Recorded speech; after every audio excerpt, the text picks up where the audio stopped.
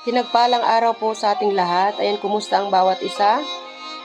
Nawa patuloy na ang pag-iingat at pagpapala ng Panginoon ay iyong maranasan. At ang bawat isa ay patuloy na makita ang kaluwalhatian ng ating Panginoon. Gusto ko ibahagi ang salita ng Diyos mula sa Exodus 33 verse 19. Sabi ng kanyang salita, "Makikita mong lahat ang aking kaluwalhatian at bibigkasin ko sa iyo ang aking pangalan, Yahweh. Mahahabag ako sa nais kong kahabagan at maaawa ako sa nais kong kaawaan." Purihin ang pagkabasa ng salita ng Diyos.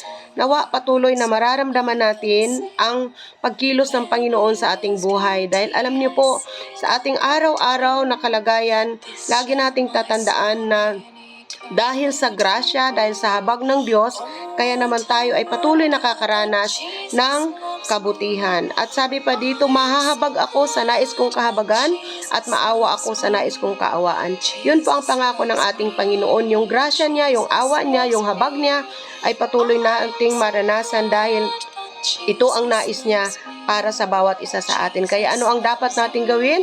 Patuloy na magpasiyasat, patuloy na magtiwala sa ating Panginoon dahil may gagawin siya sa buhay natin. Kailanman, hindi tayo pabayaan. Manalangin po tayo. Panginoon, salamat o Diyos sa oras na ito. Salamat sa iyong katapatan.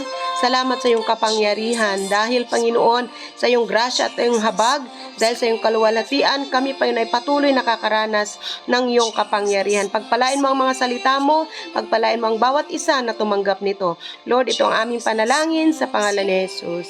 Amen, amen. So, God bless po at patuloy na pag-iingat ng Panginoon ay ating maranasan.